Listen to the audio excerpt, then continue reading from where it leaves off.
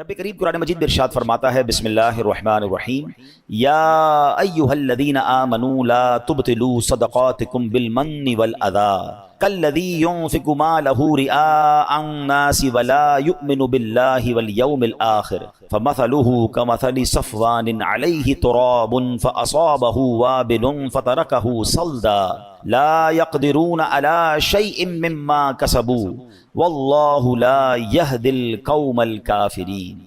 इस आयत का तर्जमा, आसान तर्जमा कुरान कंजुल इरफान, ऐ ईमान वालो, एहसान जताकर और तकलीफ पहुंचाकर अपने सदके बर्बाद न कर दो उस शख्स की तरह। अब कुरान ने इसको और कहते हैं मिसाल के जरिए समझाया कि एहसान जताकर और तकलीफ पहुंचाकर अपने सदके बातिल न कर दो उस शख्स की तरह जो अपना माल लोगों के दिखलावे के लिए खर्च करता है और अल्लाह और क़यामत पर ईमान नहीं लाता। तो उसकी मिसाल ऐसी है जैसे एक चिकना पत्थर हो जिस पर मट्टी है तो उस पर जोरदार बारिश पड़ी जिसने उसे साफ पत्थर कर छोड़ा। ऐसे लोग अपने कमाए हुए अमाल से किसी चीज पर कुदरत न पाएंगे और अल्लाह काफिरों को हिदायत नहीं देता। यानी एक आयत, आप यकीन करें, सिर्फ इस एक आयत को मैं और आप समझ जाएं और इस पर सही तरीके से अमल कर लें, जिंदगी आसान हो जाएगी, हमारे बहुत सारे बड़े बड़े प्रॉब्लम्स हल हो जाएंगे। अब जरा समझिए इसमें क्या समझाया गया है। ये सिर्फ सदका और खैरात के बारे में तो बात की गई है, मगर आगे जो बात की गई उसने हमें समझ लें सारे आमाल में इखलास कितना जरूरी है, अल्लाह की रिजा कितनी जरूरी है, ये अल्लाह ने कुरान में हमें समझा दिया। अब जरा इसको मैं थोड़ा सा मजीद इसकी तफसीर समझते हैं। इरशाद फरमाया, इसका जो तौज़ीही माना वो क्या है कि ऐ ईमान वालो, जिस पर खर्च करो उस पर एहसान जतलाकर और उसे तकलीफ पहुंचाकर अपने सदके बर्बाद न करो, क्योंकि जिस तरह मुनाफिक आदमी लोगों को दिखाने के लिए और अपनी वाह वाह करवाने के लिए माल खर्च करता है लेकिन उसका सवाब बर्बाद हो जाता है, इसी तरह फकीर पर एहसान जतलाने वाले, उसे तकलीफ देने वाले का सवाब भी जाया हो जाता है। इसकी मिसाल यूं समझिए, अब कुरान ने खुद मिसाल दी ना, जैसे एक चिकना पत्थर हो, इस पर मट्टी पड़ी हुई हो। आपने भी देखा होगा पहाड़, अगर कोई ऐसा चिकना सा पत्थर उसमें मट्टी पड़ी हुई हो तो अगर इस पर जोरदार बारिश हो तो सारी मट्टी गायब हो जाती है और पत्थर बिल्कुल साफ हो जाता है। तो यही हाल मुनाफिक के अमल का है कि देखने वालों को मालूम होता है कि ये अमल बहुत अच्छा अमल है, लेकिन रोजे कयामत वो तमाम अमल बातिल हो जाएंगे क्योंकि वो रिज़ाए इलाही के लिए न थे। ये यूं कह लें कि मुनाफिक का दिल गोया पत्थर की चट्टान है, उसकी इबादतें खुसूसन सदकात और रिया की खैरातें गोया गर्दो गुबार हैं जो चट्टान पर पड़ गईं। अब उस पे बट्टी तो नजर आ रही है मगर उसमें बीज काश्त नहीं हो सकता क्योंकि नीचे तो चट्टान है ना, गुबार के अंदर बीज नहीं लगते। दूर से लग रहा होता है कि यार इस पहाड़ पर मट्टी है तो यहां भी बीज डालेंगे तो काश्त हो जाएगी। फरमाया नहीं, ये गर्दो गुबार हैं। अल्लाह ताला का इन सब को रद्द फरमा देना गोया वो पानी है जो सब मट्टी बहा कर ले गया और पत्थर को वैसा ही कर दिया। इससे मालूम होता है अगर सदका जाहिर करने से फकीर की बदनामी होती हो तो सदका छुपा कर देना चाहिए कि किसी को खबर ना हो। लिहाजा अगर किसी सफेद पोश या मुअज़्ज़ज़ आदमी या आलिम या शेख को कुछ दिया जाए तो छुपा कर देना चाहिए। बाज बुजुर्ग फरमाते हैं अगर किसी को इल्म दीन सिखाया हो तो उसकी जजा की भी बंदे से उम्मीद ना रखे और ना इसे ताने दे क्योंकि ये भी इल्मी सदका है। तो ऐ मेरे प्यारे इस्लामी भाइयों, अब इस आयत से सीखने को क्या मिला कि या अय्युहल्लज़ीना आमनू ला तुब्तिलू सदक़ातिकुम बिलमन्नि वल अज़ा, ऐ ईमान वालो अपने सदके बातिल ना करो किस चीज से, एहसान जताकर और तकलीफ पहुंचाकर। पहले इसको समझते हैं फिर अगली बात को समझते हैं। अब यहां हमारे यहां हाल क्या है, किसी की मदद की बड़ी अच्छी बात है। पहले मैंने आपको पिछले बयान पे भी एक बात बताई थी, मरदूद शैतान के वारों को जब तक मैं और आप समझेंगे नहीं ना, जब तक दुश्मन का अटैक आप नहीं समझेंगे आप डिफेंड नहीं कर सकते। दुनिया का दस्तूर है कि दुश्मन के बारे में मालूमात ली जाती है। मिसाल के तौर पे अगर दो मुल्कों की लड़ाई है तो ये मालूम किया जाता है कि उनके पास कौन से हथियार हैं। जब उनके पास वो हथियार हैं तो हमारे पास भी वो होने चाहिए, या कम से कम डिफेंसिव सिस्टम होना चाहिए। उसके पास हवाई जहाज हैं तो एयरफोर्स का मुकाबला करती है, नेवी का मुकाबला करती है। अब कुरान बार बार कह रहा है इन्नहू लकुम अदुव्वुम मुबीन, शैतान तुम्हारा खुला दुश्मन है। यानी दुश्मन कुरान डिक्लेयर कर रहा है, अल्लाह का भी दुश्मन है, हमारा भी दुश्मन है। मगर हम में से ऐसे कितने हैं जो कभी किसी आलिम दीन के पास गए हों, किसी मुफ्ती साहब के पास गए हों कि हजरत मेरा सबसे बड़ा दुश्मन शैतान है, जरा इसके वार तो बता दें, इसके वेपन्स तो बताएं, इसके अटैक्स तो बताएं। नोबडी केयर, किसी को फिक्र ही नहीं है। और इस वजह से हम शैतान के वारों में आ जाते हैं। पहले समझिए वो इतना खतरनाक दुश्मन है, वो हमें देख सकता है, हम उसे नहीं देख सकते।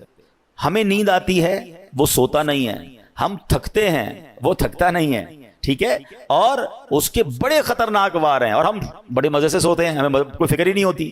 ٹرائی ٹو انڈرسٹینڈ، چونکہ وہ مردود ہوا ہے نا اللہ کی بارگاہ سے، وہ بھی تو پہلے سے مردود تو نہیں تھا، وہ تو جنت کا خزانچی تھا، فرشتوں کا استاد تھا. اب اس کی ڈیزائر یہ ہے، وہ یہ چاہتا ہے کہ اگر میں نے جہنم میں جانا ہے تو میں نے باقی مسلمانوں کو بھی لے کے جانا ہے، تو وہ اپنے وار کر رہا ہوتا ہے. اب ذرا اس کے میں آپ کو کیٹیگری بتاتا ہوں کہ وہ مردود کتنا ہے، کتنا شاطر ہے، کتنا مکار ہے، اور وہ چاہتا کیا ہے. سب سے پہلے شیطان یہ چاہتا ہے کہ میں کسی طرح مسلمان سے کوئی بڑے بڑے کبیرہ گناہ کرواؤں، شراب پلوا دوں، بدکاری کروا دوں، قتل کروا دوں، کوئی بہت بڑا اس سے گناہ کرواؤں. اب جب وہ شیطان دیکھتا ہے نا کہ یار یہ بندہ قتل تو نہیں کرے گا، یہ شراب تو نہیں پیے گا، تو نمازی آدمی ہے، اب وہ کیا کرے گا؟ جب اس نے دیکھا کہ بڑے بڑے گناہ نہیں کر رہا، تو پھر میں اس کی کسی طرح عبادتیں چھڑوا دوں، اس کو نماز چھڑوا دوں، اس کو روزہ چھڑوا دوں. اب شیطان دیکھتا ہے نہیں، نماز بھی نہیں چھوڑ رہا ہے، نمازیں بھی پڑھ رہا ہے، روزے بھی رکھ رہا ہے، یہ مایوس نہیں ہوتا. پھر کیا کرے گا؟ چلو کم از کم اس کی جماعت چھڑوا دوں، فرض پڑھ رہا ہے نا، جماعت سے نہ پڑھے تاکہ اس کا ثواب کم ہو جائے. وہ حضرت امیر معاویہ والا واقعہ یاد ہوگا آپ نے، آپ میں سے کسی نے سنا ہو کہ ایک بار حضرت امیر معاویہ رضی اللہ عنہ فجر کا وقت تھا، آرام کر رہے تھے، آپ کو آواز آئی کہ حضرت اٹھ جائیے، تو آپ بیدار ہوئے تو آپ نے دیکھا رائٹ لیفٹ کوئی بندہ ہی نظر نہیں آ رہا. آپ نے کہا کون ہے جس نے مجھے اٹھایا؟ شیطان. تو کیا کبھی شیطان بھی نماز کے لیے اٹھاتا ہے؟ کہ حضرت بات یہ ہے کہ کچھ دنوں پہلے آپ سوتے رہ گئے تھے، آپ کی فجر کی جماعت چلی گئی، آپ نے بڑے آنسو بہائے، میں نے اللہ کے فرشتوں کو سنا کہ اللہ نے حضرت امیر معاویہ رضی اللہ عنہ کی آہوزاری کے سبب انہیں 700 نمازوں کا ثواب عطا فرما دیا. میں نے سوچا آپ کو اٹھا دوں، نہیں اٹھے تو آپ نے پھر رونا ہے، رو کے پھر زیادہ نمازوں کا ثواب کما لینا ہے، تو ایک ہی پڑھ لو، یہی ٹھیک ہے. تو آپ اس کی مکاری سمجھیں کہ وہ زیادہ ثواب نہ مل جائے مجھے آپ کو، وہ ہماری جماعت چھڑوا دے گا. اچھا اب دیکھے گا کہ بندہ ہے بڑا پکا نمازی، اس کے نفل چھڑوا دو. آپ دیکھیے شیطان کیا مکاری. ہم میں سے کئی ایسے ہوں گے جو پہلے نفل پڑھتے تھے اب نہیں پڑھتے، یا نفل ہی ہے نا، پھر کہے گا یار اس کی سنت موقدہ چھڑواؤ. دوسرا وار کیا ہوگا؟ سنت غیر موقدہ. تیسرا وار ہوگا سنت موقدہ. اب ایسی باتیں کرنے لگ گئے لوگ، یار سنت ہی ہے نا، فرض تو نہیں ہے، فرض پڑھ لو بھائی بہت ہے. تو اب آپ کی سنتیں گئیں، پھر ایک وقت آئے گا آپ کا واجب جائے گا، پھر شیطان آپ کے فرض پر اٹیک کرے گا. امیون سسٹم سمجھے تھے نا آپ کووڈ میں، کیا تھا کہ اپنا امیون سسٹم اتنا مضبوط رکھو کہ کووڈ وائرس اٹیک نہ کر سکے. تو جس کا امیون سسٹم مضبوط تھا اس پہ وائرس اٹیک نہیں کر پاتا. آپ کا اور میرا امیون سسٹم پتہ ہے کیا ہے؟ یہ ہماری عبادتیں ہیں، ہمارے پہلے نوافل ہیں. نفل پکڑ لو تمہارا فرض مضبوط ہو جائے گا، کیونکہ نفل پہلے ہے، پھر سنت ہے، پھر واجب، پھر فرض کی باری آئے گی. شیطان نہیں کر سکے گا حملہ. ہم نے نفل چھوڑ دیے، سنتیں چھوڑ دی، واجبات چھوڑ دی، اب فرض پر اٹیک ہوتا ہے. اچھا پھر یہ مردود کیا کرتا ہے؟ دیکھتا ہے نہ یہ نمازیں چھوڑ رہا ہے، نہ یہ روزے چھوڑ رہا ہے، اچھا یہ صدقے بھی نہیں چھوڑ رہا. صدقے پتہ کیسے چھوڑواتا ہے؟ دل میں خوف ڈالتا ہے، یار زکوٰۃ دو گے تو پیسے کم ہو جائیں گے، زکوٰۃ کے علاوہ دینے کی کیا ضرورت ہے؟ زکوٰۃ دے دی بڑی بات ہے بھائی، اب کیا صدقہ دینا، اتنا مہنگا جانور قربانی کی کرنے کی کیا ضرورت ہے؟ سمجھیں اس کے واروں کو.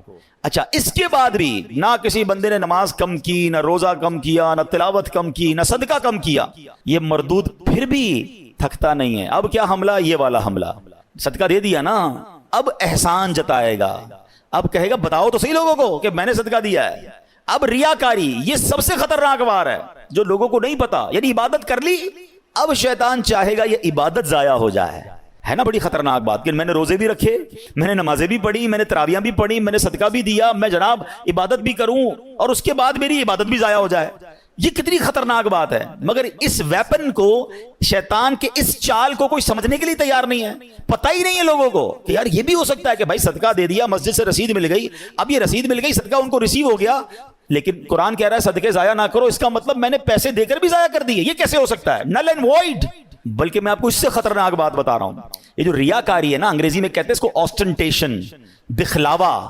یہ اتنی بری بیماری ہے جو صرف صدقہ یا آپ کی نیکی ضائع نہیں کرتا، بلکہ اس نیکی کو گناہ بنا دیتا ہے، اللہ کی ناراضی بنا دیتا ہے. چلیں بھائی اللہ نہ کرے کوئی نیکی کی اور ضائع ہو گئی، نقصان ہے، مگر وہی نیکی گناہ بن جائے، میں تو مارا گیا نا، کتنا بڑا لاس ہو گیا. Try to understand. یہ سمجھنا ہوگا مجھے اور آپ کو کہ ریاکاری ہے کیا. تو ریاکاری کیا ہے؟ حدیث پاک میں آتا ہے، نبی پاک علیہ الصلوۃ والسلام نے فرمایا مجھے تم پر سب سے زیادہ شرک اصغر، چھوٹا شرک، وہ کیا ہے؟ ریا، یعنی دکھاوے کا ڈر ہے. اللہ تعالیٰ قیامت کے دن کچھ لوگوں کو ان کے اعمال کی جزا کے وقت فرمائے گا ان لوگوں کے پاس جاؤ جن کے لیے تم دنیا میں دکھاوا کرتے تھے اور دیکھو کیا تم ان سے کیا جزا پاتے ہو. یعنی اللہ فرمائے گا میرے پاس تمہارے لیے کوئی جزا نہیں، ان سے جزا لو جن کے لیے نیکیاں کی تھیں. اب کیا ہو رہا ہے؟ نماز پڑھی سب کو بتانا ہے، روزے رکھے سب کو بتانا ہے، قرآن پڑھا سب کو بتانا ہے، حج پہ گئے سب کو بتانا ہے، وہ نیکیاں جو نارملی انسان اکیلے میں کرتا ہے مگر وہ بھی بتانی ہے۔ وہ پہلے سنتے تھے نا نیکی کر دریا میں ڈال، اب نیکی کر فیس بک پہ ڈال، نیکی کر سوشل میڈیا پہ ڈال۔ ابھی پچھلے دنوں سیلاب آیا تھا تو کووڈ کے معاملات آئے تھے، کئی لوگ ماشاءاللہ صدقہ خیرات دینے گئے، اچھی بات ہے، یہ بڑی نیکی ہے، مگر آپ نے تماشے بھی دیکھے ہوں گے کہ ایک آٹے کے بورے پر 5 بندے کھڑے ہو کر اس غریب کے ساتھ سیلفی کھنچوا رہے ہیں۔ اب بتاؤ نا اس غریب کی غربت کا اور کتنا مذاق اڑانا ہے۔ قرآن کہہ رہا ہے اے ایمان والو، احسان جتا کر تکلیف پہنچا کر صدقے ضائع نہ کرنا، لیکن یہ ہو رہا ہے، میں نے یہ کیا، میں نے وہ کیا، اتنی پرانی نیکیاں لوگوں کو یاد ہیں۔ ویسے ایک چھوٹا سا سوال کر لیتا ہوں، اتنے سارے ماشاءاللہ نمازی بیٹھے ہیں، آپ میں سے کئی ایسے ہوں گے، بلکہ شاید سارے ہم ایسے ہیں، میں بھی اس میں شامل ہوں گا، جن کو اپنی 25 سال پرانی نیکی بھی یاد ہے۔ 1990 میں کوئی حج پہ گیا ہوگا، اس کو وہ بھی یاد ہے، 1980 میں عمرہ کیا ہوگا تو وہ بھی یاد ہے، بچپن میں کوئی قرآن پاک ختم کیا ہوگا وہ بھی یاد ہے۔ یعنی عام ہمیں تو تجربہ ہے نا، ہم تو لوگوں سے ملتے ہیں، ہمارا تو حال یہ ہے کہ ہم کبھی کسی سے ملنے جائیں نا، حضرت کیسے ہیں، طبیعت کیسی ہے، بس اللہ کا بڑا شکر ہے، اللہ نے بڑا کرم کیا ہے۔ میں 1995 پہ حج پہ بھی گیا تھا تو 2000 میں بھی حج کی سعادت ملی، اور 2015 سے تو ہر سال عمرے پہ جا رہا ہوں، اللہ نے بڑا کرم کیا ہے۔ رجب شعبان رمضان کے ہم روزے بھی رکھتے ہیں، الحمدللہ تہجد کی بھی عادت ہے۔ حاجی صاحب کس نے آپ سے یہ سب پوچھا تھا؟ میں نے تو طبیعت پوچھی تھی آپ سے، اور آپ نے اپنی پوری زندگی کی نیکیاں جو ہیں 3-4 منٹ میں بیان کر دی۔ اچھا ہمت نہیں ہوتی کہنے کی، لیکن چلے آج کہہ دیتا ہوں کہ جناب آپ کو 2004 والا حج یاد ہے، آپ کو پچھلے 10 سال پرانے عمرے یاد ہیں، کل جھوٹ بولا تھا وہ یاد ہے، آج صبح آپ نے موبائل میں کچھ حرام دیکھا تھا وہ یاد ہے، یعنی 15 سال پرانی نیکی یاد ہے، گناہ یاد نہیں ہے۔ یاد رکھیے یہ ہمارا سائیکل ہی غلط ہے۔ بزرگان دین فرماتے ہیں نیکی کر کے بھول جاؤ اور گناہ کر کے یاد رکھو، کیونکہ پتہ نہیں نیکی قبول ہوگی کہ نہیں، اخلاص ہے کہ نہیں، گناہ کی سزا کیسے بھگتوں گا۔ حضرت حسن بصری رحمت اللہ تعالی علیہ بہت بڑے بزرگ، اولیاء کے بھی سردار، آپ سے بچپن میں غلطی ہوئی تھی، جب نیا لباس سلواتے تھے نا، اس لباس کے کالر پر اپنی وہ غلطی لکھواتے تھے تاکہ اسے دیکھ کر روتے رہیں، اللہ سے معافی مانگتے رہیں۔ اللہ اکبر۔ ہمارے تو یقین کریں کبھی اکیلے میں بیٹھ کر سوچتے نا کہ گناہ ہیں کتنے، تو انکاؤنٹیبل ہیں، یاد بھی نہیں ہیں، اتنے کر لیے ہیں، کس کی معافی مانگیں گے، مگر دھڑلے سے نیکیاں بتا رہے ہوتے ہیں کہ ماں بدولت تو بڑا جناب بہت نیکیاں ہیں۔ امام صاحب ہماری مسجد میں تو خیر ابھی تک یہ سسٹم شروع نہیں ہوا، انشاءاللہ امید ہے ہم پیار محبت سے سمجھا لیں گے، ورنہ مسجدوں میں ہم بھی جاتے ہیں تو اعلان ہوتا ہے کہ جناب وہ فلاں حاجی صاحب نے پانی کولر لگا دیا ہے، تمام حضرات دعا کریں، تو فلاں نے پنکھا لگا دیا ہے، تو فلاں نے قالین بچھوا دی ہے۔ کیوں میرا دل چاہتا ہے کہ میرا نام لے کر دعا کروائی جائے۔ آپ سمجھیں شیطان کے اس وار کو، شیطان ہمارے دل میں یہ بات ڈالتا ہے کہ میری بات پتہ چل جائے لوگوں کو، ریاکاری کروانے کی کوشش کرتا ہے، وہ چاہتا ہے اس کی نیکی ڈیلیٹ ہو جائے۔ آپ نے وہ حدیث سنی ہوگی کہ پیارے آقا علیہ السلام فرماتے ہیں قیامت میں سب سے پہلے، حدیث کا خلاصہ، ایک شہید کو لایا جائے گا، اللہ فرمائے گا میں نے تجھے یہ نعمتیں دیں، تو نے کیا کیا؟ کہے گا یا اللہ میں اقرار کرتا ہوں مجھے نعمتیں ملی، مگر میرے مولا میں تو تیری راہ میں لڑتے جہاد کرتے کرتے شہید ہو گیا، مجھے بتائیے نا جان سے بڑھ کے تو کچھ نہیں ہے نا، جان دے دی اس نے۔ اللہ فرمائے گا تو جھوٹا ہے، تو نے اس لیے جہاد کیا کہ لوگ تجھے بہادر سمجھیں، تجھے بہت زیادہ شجاعت والا سمجھیں، تجھے دنیا میں سمجھ لیا گیا۔ اے فرشتوں اس کو اٹھا کر جہنم میں ڈال دو۔ کس کو؟ شہید کو۔ کیوں؟ حدیث یاد ہے انما الاعمال بالنیات، نیت جہاد کی نہیں تھی، اللہ کی رضا کی نہیں تھی، نیت دکھلاوے کی تھی۔ پھر فرمایا ایک سخی کو لایا جائے گا اور سخی سے رب فرمائے گا اے میرے بندے میں نے تجھے یہ نعمتیں دیں، کہے گا ہاں مولا تو نے بہت نوازا مجھے، تو نے کیا کیا؟ کہے گا یا اللہ تیرا مال ملتا رہا، میں خرچ کرتا رہا، غریبوں کی مدد کرتا رہا، تیری راہ میں لٹاتا رہا۔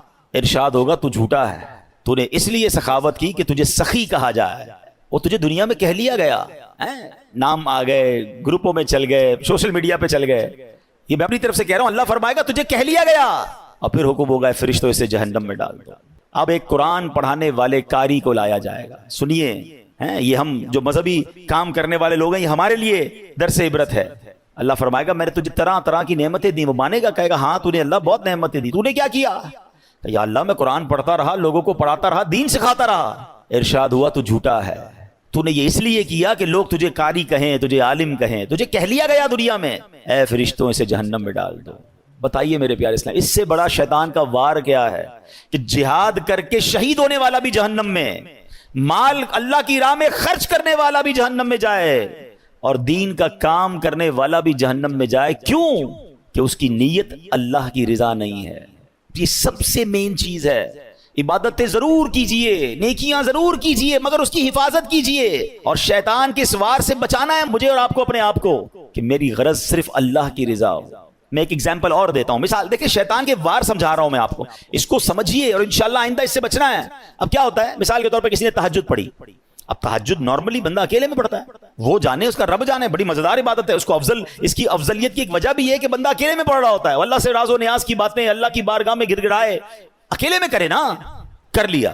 اب کیا ہوا، اب صبح ہوئی، دوستوں میں گیا، تو اب دل میں خیال آ رہا ہے، یار انہیں بتاؤں تو صحیح میں نے تہجد پڑھی ہے، میں رات کو اٹھتا ہوں۔ شیطان اب دل میں یہ خیال ڈالے گا کہ جناب بتاؤ لوگوں کو۔ اب کیسے بتاتے ہیں نارملی، یار آج بہت تھک گیا ہوں، خیریت، بس وہ میں تہجد میں اٹھ جاتا ہوں نا۔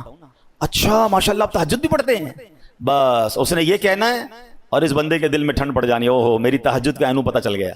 اپنے دل سے پوچھیں یہ آپ نے کیا کیا، پڑھی تھی اللہ کے لیے، اب کسی بھی بہانے سے اس کو اس لیے بتایا کہ اس کو پتہ چل جائے۔ وہ واٹس ایپ میں آتا ہے نا، 2 ڈبل ٹک ہوتے ہیں، بلو ہو جاتا ہے، بلو ہوتا ہے تو ہم سمجھتے ہیں ریسیو ہو گیا ہے، ہم سمجھتے ہیں میری نیکی اس کو ریسیو ہو گئی، میرے دل میں ٹھنڈ پڑ گئی، ریسیو نہیں ہوئی، ذرا ڈیلیٹ ہو گئی۔ آپ خود سوچیں ہم کیوں کرتے ہیں ایسا، یہ شیطان کا وار سمجھنا ہوگا۔ اچھا میں یہ بھی نہیں کہوں گا، اب یہ بھی شیطان کا ایک اور وار سمجھ لیں، ہائے ہائے بڑا مردود ہے۔ دیکھیں جب تک اس کے واروں کو آپ سمجھیں گے نہیں نا، اب یہ میں بیان کر رہا ہوں نا کہ یار یہ نہیں کرنا چاہیے، آپ میں سے بہت ساروں کے ذہنوں میں شیطان کسی اور کا خیال لا رہا ہوگا، یار یہ مولانا صاحب صحیح کہہ رہے ہیں، وہ بندہ ہے ہی ایسا، وہ جو نیکی کرتا ہے نا وہ سوشل میڈیا پہ ڈالتا ہے، وہ جو کرتا ہے اس کا لوگوں کو بتاتا ہے، وہ جو کرتا ہے وہ یہ کرتا ہے۔ نہیں نہیں نہیں نہیں نہیں، we have no parameter to check anybody. ہمارے پاس کوئی پیمانہ نہیں ہے کہ ہم کسی کے دل میں جھانک کر دیکھیں کہ یہ اللہ کے لیے کر رہا ہے یا لوگوں کو دکھانے کے لیے کر رہا ہے۔ یہ سارا بیان صرف میرے اور آپ کے لیے، اپنے سے پوچھنا ہے، کسی کے دل میں کیا نیت مجھے کیا پتا۔ بعض صورتوں میں اپنی نیکیوں کا اظہار کرنے کا بھی ثواب ملتا ہے، یعنی اگر کوئی بندہ اس لیے اعلان کر رہا ہے کہ یار میں یہ نیکی کر رہا ہوں کہ میرے دوست بھی کر لیں تو اس کا ثواب ملے گا، کیونکہ وہ چاہتا ہے کہ لوگ کریں، لیکن یہاں وہ جانے اس کا رب جانے، میرے پاس پیرامیٹر نہیں ہے۔ میں کیوں کرتا ہوں یہ اپنے دل سے پوچھیں، کیوں قرآن کہہ رہا ہے یا ایھا الذین آمنوا لا تبطلوا صدقاتکم بالمن والاذی، اور پھر خاص طور پہ صدقہ دے کر جو احسان جتانا ہے نا۔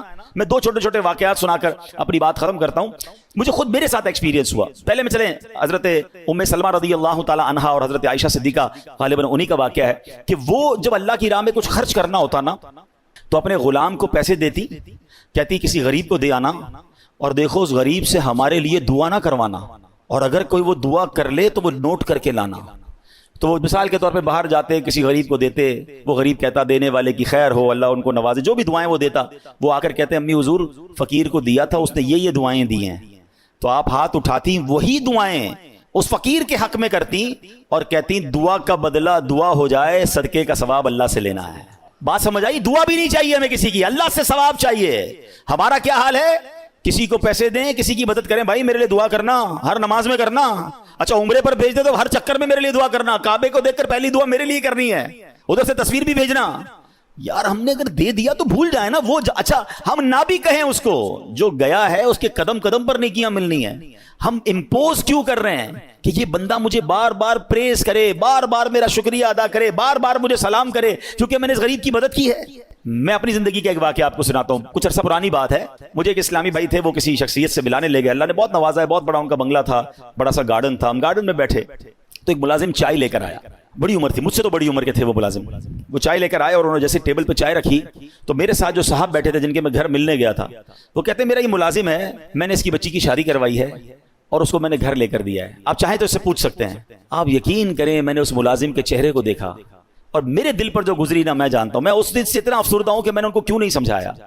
آپ یقین کریں میں سوچنے لگا کہ یہ ملازم سوچتا ہوگا، اچھا یہ تو میرے سامنے بات کی ہے نا، نہ جانے کتنے مہمان آئے ہوں گے اور کتنے مہمانوں کے سامنے اس سیٹھ نے اس ملازم کے بارے میں کہا ہوگا کہ میں نے اس کی بچی کو گھر دلایا یا شادی کروائی ہے۔